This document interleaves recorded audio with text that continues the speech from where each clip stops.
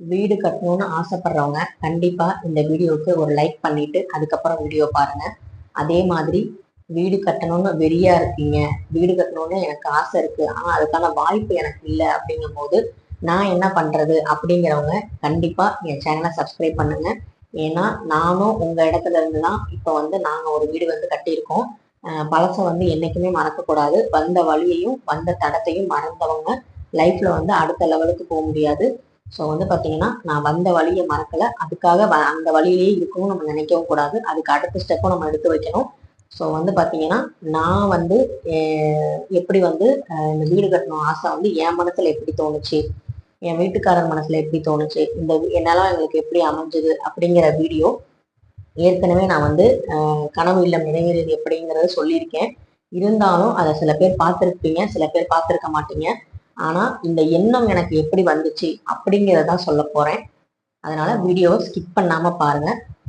இப்ப வாங்க வீடியோக்குள்ள போலாம். எல்லாருக்குமே வந்து பாத்தீங்கன்னா வீடுங்கிறது ஒரு பெரிய அச்சீவ்மெண்ட்னு சொல்லுவோம்.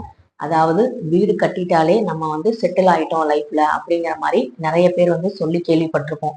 கல்யாணத்தை பண்ணிப்பாரு வீட்டை கட்டிப்பாருன்னு சொல்லுவாங்க. இது ரெண்டுமே வந்து பாத்தீங்கன்னா ஒருத்தங்க லைஃப்ல நடந்துருச்சுன்னா அந்த அவங்க வாழ்க்கை வந்து பாத்தீங்கன்னா ஒரு செட்டில்மெண்ட்டான ஒரு முழுமை அடைஞ்சிருச்சுன்னு சொல்லி நம்ம முன்னோர்கள் எல்லாரும் வந்து சொல்லி வச்ச விஷயம் தான். நமக்குமே வந்து அந்த ஃபீல் வந்து இருக்கும். ஒரு வீடு நமக்குன்னு வந்துருச்சு, நமக்குன்னு ஒரு குடும்பம் வந்துருச்சு அப்படின்னாலே நம்ம வந்து ஒரு பெரிய ஆள் ஆயிட்டோம் அப்படிங்கிற ஒரு எண்ணம் வந்து நமக்கு வந்துடும். அது வந்து பாத்தீங்கன்னா தலகணத்தினால வர்றதில்ல, இன்னும் கொஞ்சம் பொறுப்புகள் நமக்கு கூட வருது அப்படிங்கிறது தான். இப்ப வந்து பாத்தீங்கன்னா தம்ப்நெயில் பார்த்திருப்பீங்க. நான் வந்து இந்த வீடு கட்டுற எண்ணம் வந்து எப்படி வந்துச்சுங்கிறத நான் ஃபர்ஸ்ட் சொல்ல போறேன். முதல்ல அந்த எண்ணம் நம்ம மனசுக்குள்ள வரணும், அதுக்கான ஆசை நம்ம மனசு படணும், அதுக்கான ஈர்ப்பு சக்தி எங்கெங்கெல்லாம் இருக்கு, நம்ம பிரபஞ்சம் வந்து நம்ம அதை சுத்தி எப்படிலாம் நம்ம செயல்பட போறோங்கிறத நம்ம சிந்திக்க ஆரம்பிக்கணும். நம்ம ஆள் மனசுல என்ன நம்ம சொல்றோமோ அதுதான் வந்து நமக்கு நடக்கும், அதுதான் வந்து செயலா நம்ம செயல்படுத்த முடியும். தம்ப்நெயில்ல நான் சொன்ன மாதிரி வார்த்தைக்கு வலிமை உண்டு அப்படின்னு நான் சொல்லியிருப்பேன். அந்த வார்த்தை தான் வந்து எனக்கு வீடு கட்டணுங்கிற எண்ணத்தை வந்து உருவாக்குச்சு. அதாவது நானும் வந்து கல்யாணம் ஆன புதுசுல நாங்க வந்து வாடகை வீட்டில தான் வந்து இருந்தோம். காதல் திருமணங்கிறனால பார்த்தீங்கன்னா நாங்களே வந்து வீடு பார்த்து கல்யாணம் பண்ணதுக்கு அப்புறம் அங்கே போய் இருக்கிற மாதிரி ஒரு சூழ்நிலை. அப்ப வந்து பாத்தீங்கன்னா அந்த ஹவுஸ் ஓனர் எனக்கு கடவுளா தெரிஞ்சாரு. அதாவது அதுல காதல் திருமணம் பண்ணாலும் தெரிஞ்சவங்களாவே இருந்தாலும் வீடு கொடுக்கறதுக்கு வந்து தயங்குவாங்க, அவர் கொடுத்தாருன்னு சொல்லிட்டு எனக்கு அந்த நினைச்சது என்னன்னா அவர் வந்து எனக்கு கடவுளா பார்த்தேன். ஆனா வந்து பாத்தீங்கன்னா அதே கடவுள் வந்து நம்ம சோதிக்கிற மாதிரி எல்லாருமே மனுஷங்க தானே, மனுஷங்க வந்து மாறிக்கிட்டே இருப்பாங்க இல்லையா. அதாவது சில ஹவுஸ் ஓனர் வந்து 5 வருஷத்துக்கு மேல ஒருத்தவங்க குடி வைக்க கூடாதுன்னு நினைப்பாங்க. அது தப்பு சொல்லல, அது அவங்க வீடு அவங்க உரிமை, அது வந்து அவங்க பண்ணலாம். ஆனா அந்த சுச்சுவேஷன் வந்து பார்க்கணும், எப்படி வந்து ஒரு சுச்சுவேஷன்ல இருக்குங்கிறதே அவங்க பார்க்கணும். லாக்டவுன் சமயத்துல, அதாவது ஊரடங்கு போட்ட நேரத்துல, கோவிட் அந்த சமயத்துல பாத்தீங்கன்னா வீடை வந்து காலி பண்ண சொல்லிட்டாங்க. அந்த நேரத்துல உங்களுக்கே தெரியும் நம்ம வீடு வந்து எப்படி கிடைக்கும். அடுத்த இது நிறைய ஹவுஸ் ஓனர் வந்து நியூஸ்ல எல்லாம் பார்த்தோம், இந்த மாதிரி வந்து காலி பண்ண சொல்றது வந்து நடந்துச்சு. நிறைய பேருக்கு வந்து வாடகை வந்து வாங்கினாங்க. சில ஹவுஸ் ஓனர் வந்து வாடகை வேணான்னு சொல்லிட்டு லாக்டவுன்லாம் சரியானதுக்கு அப்புறம் வாங்கின நல்ல ஹவுஸ் ஓனர்ஸ் எவ்வளவு பேர் இருக்காங்க. எனக்கு வந்து திருமணம் ஆனப்போ வந்து அவர் வந்து அவங்க வந்து அந்த ஹவுஸ் ஓனர் கடவுளா தெரிஞ்சாங்க. நான் உண்மையாலுமே நம்ம வந்து சொந்த வீடு கட்டினா அவங்களுக்கு நிறைய மரியாதை பண்ணணும் அப்படின்னு நான் நினைச்சிட்டு இருந்தேன். ஆனா பாத்தீங்கன்னா லாக்டவுன் சமயத்துல அவங்க வெளியே போங்க அப்படின்னு சொல்லும் போது எனக்கு வந்து ரொம்ப ஒரு மாதிரி மனசு கஷ்டமா போயிடுச்சு. இப்படிலாம் மனுஷங்க இருப்பாங்களாங்கிற அளவுக்கு என் மனசுல அவங்க எந்த அளவுக்கு உயர்த்தி வச்சிருந்தனோ அந்த அளவுக்கு நான் வந்து ரொம்ப வந்து எனக்கு மனசு உடஞ்சு போயிடுச்சுன்னு வச்சுக்கோங்களேன். அதுக்கப்புறம் வந்து பாத்தீங்கன்னா ஆனா கடவுள் நமக்கு என்னைக்குமே துணை இருப்பார். மனுஷங்க வேணா மாறலாம், நம்ம கும்பிடுற கடவுள் வந்து என்னைக்குமே நம்ம வந்து கைவிட மாட்டாங்கிறதுக்கு அந்த இன்சிடென்ட் ஒரு சிறந்த உதாரணமா நான் சொல்லுவேன். நாங்க கடை வச்சிருக்க அந்த இன்ஸ்டியூட் நடத்துற அந்த ஓனர் வந்து பாத்தீங்கன்னா என் வீடு ஃப்ரீயா தான் இருக்கு, நீங்க வந்து அங்க இருந்துக்கோங்க, அட்வான்ஸ் வந்து நீங்க கொடுக்கும்போது கொடுங்க, கொஞ்சம் லேட்டா கொடுத்தாலும் பரவாயில்ல அப்படின்னு தான் சொன்னாங்க. அவரு பாத்தீங்கன்னா ரொம்ப கட் அண்ட் ரைட்டா தான் இருப்பாரு. இன்னமும் நாங்க அங்கதான் வந்து கடை வந்து வச்சுட்டு இருக்கோம், நடத்திட்டு இருக்கோம் இன்ஸ்டியூட். அதுல வந்து பாத்தீங்கன்னா நிறைய பேர் சொன்னது என்னன்னா எப்படி வந்து நீங்க இருக்க போறீங்க, அவர் ரொம்ப ஸ்ட்ரிக்டா இருப்பாரு, கரெக்டா இருக்கணுமே அப்படின்னு. கரெக்டா இருக்கிறது எனக்கு ரொம்ப பிடிச்ச விஷயம், அதனால எனக்கு எந்த பிரச்சனையும் இல்லைன்னு சொல்லிட்டு நாங்க வந்து தைரியமா வந்து அட்வான்ஸ் வந்து 25,000 கேட்டாங்க. என்னால அப்ப 10,000 தான் எங்களால கொடுக்க முடிஞ்சுது. அதையும் வந்து அவர் அக்செப்ட் பண்ணிக்கிட்டாரு. அதுக்கப்புறம் அது வந்து கேட்கவும் இல்லை. அதே மாதிரி வாடகை வந்து பாத்தீங்கன்னா லாக்டவுன் முடிஞ்சு கொடுங்கன்னு தான் சொன்னாரு. அதுவும் வந்து நான் ரொம்ப மனசார நான் வந்து அவரை என்னைக்குமே நினைப்பேன். அதே மாதிரி பாத்தீங்கன்னா அவர் சொன்ன வார்த்தை, நாங்க வீட்டு வந்ததுக்கு அப்புறம் அவர் சொன்ன வார்த்தை என்னன்னா, 2வது நாளே நீங்க 2 வருஷத்துல சொந்த வீடு கட்டிட்டு சீக்கிரமா இங்க இருந்து கிளம்பிடணுமா, இங்கேயே இருக்கணும்னு நினைக்காதீங்க அப்படின்னு சொன்னாரு. அந்த வார்த்தை தான் அந்த வார்த்தைக்கு ஒரு வலிமை. அதே மாதிரி முதல்ல இருந்த ஹவுஸ் ஓனர் வெளியே போங்கன்னு சொன்னாரு பாத்தீங்களா, அப்ப நான் உடஞ்சு போனேன் பாத்தீங்களா. நாங்க அப்ப ரொம்ப மனசு கஷ்டமா இருந்துச்சுல. அந்த நேரத்துல நமக்குன்னு ஒரு வீடு இருந்திருந்தா நம்ம யாராவது வெளியே போக சொல்லுவாங்களா அப்படின்னு ஒரு எண்ணம் வந்துச்சு பாத்தீங்களா. அதுதான் எனக்கு முதல்ல அந்த என்னோட கனவு இல்லத்துக்கான கனவு தோன்றன ஆரம்ப புள்ளி. அந்த அவமானம், அந்த கஷ்டம், அதுதான் தோன்றனதுக்கு முக்கிய காரணம்.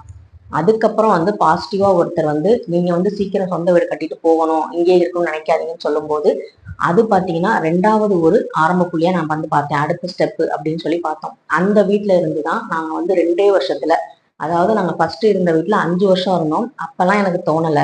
ஆனா இந்த வீட்டுக்கு 2 வருஷத்துல, அதுலயும் லாக்டவுன் சமயத்துல நாங்க நிலம் வாங்கணும். இந்த நிலம் வாங்குறதுக்கும் பாத்தீங்கன்னா ஹெல்ப் பண்ணவங்க சொந்தக்காரங்க, அத்தை மாமா எல்லாம் ஹெல்ப் பண்ணாலும் அந்த நிலம் வாங்கணுங்கிறத எண்ணம் எங்களுக்குள்ள இருந்துச்சு. இந்த வீடு தான் நான் முத வாங்கின வீடு. இந்த வீட்டை நான் கொலுவுல வச்சு நான் வேண்டிட்டு இருந்தேன். எனக்கு பிள்ளை கொடுத்த மாதிரி எனக்கு வீட்டையும் கொடு அப்படின்னு நான் கொலுவுல வச்சு நவராத்திரிய சமயத்துல கொலுவுல வச்சு வேண்டினேன். கொலுவுல வச்சு எது வேண்டுனாலும் நடக்கும்னு சொல்லுவாங்க. அந்த மாதிரி இந்த கொலுவுல வச்சு வேண்டினதான் இந்த வீடு. இந்த வீடையும் நான் முத இந்த வீட்டுக்கு எடுத்துட்டு வந்தேன். இதை நான் எப்பவுமே நான் வச்சிருப்பேன் இந்த வீட்டையும். அதே மாதிரி பழசை மறக்கவும் மாட்டேன். இப்பவும் பாத்தீங்கன்னா இந்த வீடுமே நாங்க லோன் போட்டு தான் நாங்க கட்டியிருக்கோம். ஆனா லோன் அடைக்கிற வரைக்குமே இதுவுமே நான் எனக்கு வாடகை வீடு மாதிரிதான் ஒரு ஃபீல்ல நான் சொல்லுவேன். ஏன்னா நம்ம என்னைக்கு லோன் அடைச்சு முடிக்கிறோமோ அன்னைக்குதான் அது நமக்கு முழுமையான சொந்த வீடு. இப்ப இது ஒரு இன்வெஸ்ட்மெண்ட் மாதிரின்னு வச்சுக்கோங்க. இப்ப நம்ம நகை சீட்டே கட்டுறோம்னா, நகை சீட்டு எப்படி கட்டுறோம், மாசம் மாசம் நம்மளால மொத்தமா நகை வாங்க முடியும்னு சொல்லிட்டு கொஞ்சம் கொஞ்சமா பணத்தை கட்டி அதுக்கப்புறம் ஒரு 20 மாசமோ இல்ல 15 மாசம் கழிச்சோ நம்ம நகை வாங்குறோம். அதே மாதிரி 20 வருஷமோ இல்ல 10 வருஷமோ இல்ல 5 வருஷமோ, ஆண்டவன் அருள்ல எத்தனை வருஷம் நாங்க லோன் கட்டுறோமோ இது ஒரு இன்வெஸ்ட்மெண்ட். தைரியமா இந்த வயசுல நம்ம ஓடுற வயசுலயே இந்த லோனை நம்மளால அடைக்க முடியுங்கிற நம்பிக்கையோட நாங்க இந்த நிலத்தை வாங்கணும், வீடு கட்டணும். வீடும் சரசரம்லாம் எலும்பல 6 மாசம் பூமி பூஜை போட்டு கிடப்புல கிடந்து அதுக்கப்புறம் திரும்ப நாங்க வேற இன்ஜினியர் மாத்தி அதுக்கப்புறம் தான் இந்த வீடு எலும்பிச்சு. எல்லாமே கஷ்டப்பட்டு தான் கிடைக்கும். கஷ்டப்படாம எதுவுமே கிடைக்காது அப்படிங்கிறது உண்மைதான். அதே மாதிரி கஷ்டப்பட்டதுக்கான பலனும் பாத்தீங்கன்னா நமக்கு நிச்சயமா கிடைக்கும். இன்னைக்கு சொல்றேன், இன்னைக்கு முருகனோட நிறைஞ்ச நாள். அதே நாள்ல சொல்றேன். இன்னைக்கு பாத்தீங்கன்னா நம்ம என்ன கஷ்டப்படுறோமோ அது நிரந்தரம் இல்லைன்னு நினைச்சுக்கோங்க. அதே மாதிரி நம்ம ரொம்ப ஆடம்பரமா இருக்கோம்னா அதுவும் நிரந்தரம் இல்லைன்னு நினைச்சுக்கோங்க. எது வந்தாலும் அது கடவுள் கொடுத்தது, எது போனாலும் அது கடவுள் நம்ம கிட்ட வேணாம் எடுத்துக்கிட்டதுன்னு நினைச்சுக்கோங்க. அப்படி நினைச்சோம்னா அந்த மைண்ட் செட் நமக்கு வந்துருச்சுனாலே நமக்கு எது மேலுமே ஒரு பற்று இருக்காது, ஈடுபாடும் இருக்காது. ஆனா நம்ம சொசைட்டிக்காகவும் நம்மளை யாரெல்லாம் தாழ்த்துனாங்களோ, யாரெல்லாம் தாழ்த்தி பேசினாங்களோ அவங்க முன்னாடி வாழ வைக்கிறதுக்கு கடவுள் கண்டிப்பா நம்மளை தூக்கி விடுவாரு. அதுக்காக நம்ம எதுவுமே வேணாம் பற்றே இல்லாம நம்ம இருக்கலாமான்னா இருக்கவும் கூடாது. நம்ம வாழ்ந்த வாழ்க்கைக்கு ஒரு அர்த்தம் வேணும். நம்ம வாழ்ற வாழ்க்கைக்கு ஒரு நியாயம் பண்ணணும். நான் இப்ப என்னை கடவுள் படைச்சிருக்காருன்னா என்னால ஏதாவது ஒரு விஷயம் இந்த பூமியில நடந்திருக்கணும். யாருக்காவது இப்ப நான் உங்களுக்கு ஒரு விஷயம் சொல்றேன்னா என்னால நீங்க பயனடைந்தீங்கன்னா அதுவே எனக்கு ஒரு பெரிய புண்ணியம் தான். அப்படி இருக்கும்போது அந்த விஷயத்த நான் பண்ணணும், அந்த விஷயத்த நான் செய்யணும் அப்படிங்கிறதுக்காக தான் கடவுள் என்ன படைச்சிருப்பாரு.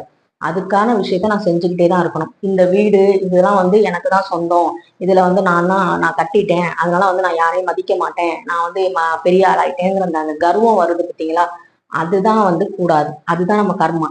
சரிங்களா. இந்த வீடு கட்டினாலும் எனக்கு கட்டினப்ப என்ன பயம் வந்துச்சுன்னா இந்த கடனை எப்படி அடைக்கிறோம் அப்படின்னு. அப்ப எங்க வீட்டு கிரகப்பிரவேசத்துக்கு என் கூட வேலை பார்த்த ஒரு டீச்சர் வந்தாங்க. அவங்க சொன்னாங்க, நீங்க இந்த வயசுல வீடு கட்டிட்டீங்க, அதனால சீக்கிரமா லோன் அடைச்சிடலாம். நாங்களாம் ரிட்டையர்மெண்ட் ஆகிற வயசுலாம் லேண்டே வாங்கியிருக்கோம், இனிமேதான் எங்க பிள்ளைங்க வீடு கட்டுற மாதிரி இருக்கும் அப்படின்னு சொல்லி அவங்க சொன்னாங்க. அது எனக்கு சந்தோஷமா இருந்துச்சு. எங்க கல்யாணத்துக்கு வராதவங்க, என்னோட புண்ணியதானம், என் பிள்ளை புண்ணியதானத்துக்கு வராதவங்க, என் பிள்ளை காதுகுத்துக்கு வராதவங்க எல்லாருமே பாத்தீங்கன்னா இந்த வீடு கிரகப்பிரவேச அன்னைக்கு வந்தாங்க. அன்னைக்கு என் மாமனார் சொன்னது, நீ சாதிச்சிட்டமா, நீ ஜெயிச்சிட்டேன்னு சொல்லி மனசார என்னை வாழ்த்தினாரு. அந்த ஒரு வாழ்த்து எனக்கு போதும். ஏன்னா நம்ம காதல் திருமணம் பண்ணிட்டனால நம்ம ஏதாவது ஒரு இடத்துல தப்பு பண்ணிட்டோம்னா அது பெரிய விஷயமா பேசுவாங்கங்கிறது நமக்கு தெரிஞ்ச விஷயம்தான். ஆனா அதையெல்லாம் மீறி இப்படிதான் வாழணும்னு சொல்லி நாங்க வாழ்ந்தோம். எப்படி வேணா வாழணும்னு நினைச்சு வாழ்ந்திருந்தோம்னா நாங்க இன்னைக்கு காணாம போயிருப்போம். இப்படிதான் இருக்கணும், அதுக்காக நாங்க செலவே பண்ண மாட்டோம், பர்ஃபெக்டா இருப்போம்லாம் சொல்ல வரல. நாங்களும் என்ஜாய்மெண்ட் பண்ணுவோம். என்டர்டைன்மெண்ட்லாம் இருக்கு. எங்க லைஃப்லயும் வந்து பாத்தீங்கன்னா அனாவசியமான செலவுகள் பண்ணியிருக்கோம். ஆனா அதுல இருந்து கத்துருக்கோம். இதெல்லாம் பண்ணா நமக்கு வேஸ்ட் ஆகுது, இதெல்லாம் வந்து நிப்பாட்டிடலாம், இதை கொஞ்சம் குறைச்சிக்கலாம் அப்படிங்கிற மாதிரி எங்களுக்கு நாங்களே வந்து சொல்லி சொல்லி இப்ப ஓரளவு வந்து நாங்க வந்து இந்த லோனை கட்டுற அளவுக்காவது சம்பாதிக்கிறோம் அப்படின்னா அதுக்கு முக்கிய காரணம் நாங்க கஷ்டப்பட்டதுதான். அதனால கஷ்டங்கள் நமக்கு என்னைக்குமே வந்து பாத்தீங்கன்னா பாடம் நிறைய சொல்லி கொடுக்கும். இந்த வீடு கட்டுறதுக்கு இன்னொரு முக்கியமான விஷயம் என்னன்னா, அந்த சிறுவாபுரி பதிகம் தான். அந்த சிறுவாபுரி முருகன் வந்து என் கண்ணுல படும்போது யூடியூப்ல தான் பட்டாரு. அந்த பேரு வந்து அப்பதான் நான் கேட்டேன். அப்போ வந்து கோவில்ல ஒருத்தர் சொன்னாரு, இந்த பேர் உங்க காதுல விழுந்துருச்சு இல்ல, நீங்க கண்டிப்பா லேண்ட் வாங்குவீங்க அப்படின்னு. எங்கயா லேண்ட் வாங்குறது, எங்களுக்கு வாடகை கொடுக்கவே வழி இல்லை அப்படின்னு சொல்லி நான் சொல்லிட்டு இருந்தேன். இல்லம்மா அப்படி சொல்லாதீங்க, கண்டிப்பா உங்களுக்கு வீடு கட்டுறதுக்கான யோகம் வந்துருச்சு அப்படின்னு. ஆனா இன்னமும் சொல்ல போனா எனக்கு அந்த திருவாவூர் முருகன் வீடு கொடுத்துட்டாரு. நல்லபடியா இந்த வீட்டுல நாங்க வாழ்ந்துட்டு இருக்கோம். ஆனா இன்ன வரைக்கும் அவர் சன்னிதானத்துக்கு போனதில்லை. அவருக்காக காணிக்க முடிஞ்சு வச்ச காணிக்க அப்படியே இருக்கு. போகணும்னு நினைக்கிறோம், ஆனா போக முடியல. இது எதுக்கு நான் சொல்றேன்னா, கடவுள் நம்ம வந்து எங்கேயோ அங்க போய் நம்ம வந்து பரிகாரம் பண்ணி அங்க பிரதட்சணம் பண்ணாதான் கொடுப்பாருன்னு இல்லை. நீங்க மனசார உங்க வீட்டுல உட்காந்து ஒரு அகல் விளக்கை ஏத்தி நீங்க மனசார வேண்டுங்க, அவர் கொடுப்பாரு. அவர் வந்து நம்மளை பார்க்கணும், நீ வந்து என்னை பாருன்னா சொல்ல மாட்டாரு. ஏன்னா அவர் நம்மளை பார்த்துக்கிட்டு தான் இருக்காருன்னு நீங்க நினைச்சீங்கனாலே, கடவுள் எல்லா இடத்துலயும் இருக்காரு, எனக்குள்ளேயும் இருக்காரு நம்ம நினைச்சாலே போதும், கடவுள் நம்ம கிட்ட தானா வந்துருவாரு. சிறுவாபுரி முருகன் கோயில் மட்டும் இல்லைங்க, திருப்பதி ஏழுமலையானும் நான் எனக்கு பார்த்ததே கிடையாது. இவ்வளவு வருஷமா புரட்டாசி விரதம் இருக்கும், இவ்வளவு வருஷமா நான் செஞ்சுக்கிட்டு இருக்கேன். ஆனா வந்து திருப்பதி கோவிலுக்கு நான் போனதே கிடையாது. அது ஏன்னு எனக்கும் தெரியல, அவர் ஏன் என்னை கூப்பிடலன்னு தெரியல. ஆனா எல்லா புரட்டாசி மாசமும் நான் விரதம் இருக்கிறேன், எல்லா வருஷமும் இருந்துகிட்டு தான் இருக்கேன். இப்ப சொல்லுங்க, கடவுள் நம்ம கிட்ட இருக்காரா இல்லையான்னு நீங்க தான் முடிவு பண்ணணும். இப்ப என் சேனல் உங்களுக்கு பிடிச்சிருக்கும், நீங்களும் வந்து கண்டிப்பா வந்து வீடு கட்டணும், வீடு கட்டுவீங்க சீக்கிரமா. இந்த செவ்வாய்க்கிழமை வெற்றிலை தீபம் கண்டிப்பா போடுங்க, திருவாபுரி முருகன் பதிகத்தை படிங்க, கண்டிப்பா நீங்களும் வந்து வீடு வாங்குவீங்க. அடுத்த வருஷம் நீங்க நல்லபடியா வீடு வாங்கிட்டு நல்லபடியா வந்து எனக்கு கமெண்ட் பண்ணுங்க. இந்த மாதிரி ஒரு வீடு வாங்கி முதல்ல உங்க வீட்டுல வைங்க. அந்த வீட்டை டெய்லியும் பாருங்க, அந்த வீடை வந்து நினைச்சிட்டே இருங்க. அந்த வீட்டை வந்து கொலுவுல வைங்க, கொலுவுல வச்சு வேண்டுங்க, கண்டிப்பா உங்களுக்கும் நடக்கும். கொலுவுல வச்ச எந்த ஒரு விஷயமும் நடக்காம போனதில்லை. அதனால வந்து கொலுவுல குழந்தை எப்படி கிடைக்குமோ அதே மாதிரி எனக்கு வந்து வீடும் கிடைச்சிச்சு, குழந்தையும் கிடைச்சிச்சு. இதை பத்தின டீட்டெயிலான வீடியோ அடுத்த வீடியோல சொல்றேன். இந்த வீடியோ உங்களுக்கு பிடிச்சிருந்தா கண்டிப்பா சப்ஸ்கிரைப் பண்ணிட்டு பாருங்க. தேங்க்யூ. அடுத்த வீடியோல பார்க்கலாம்.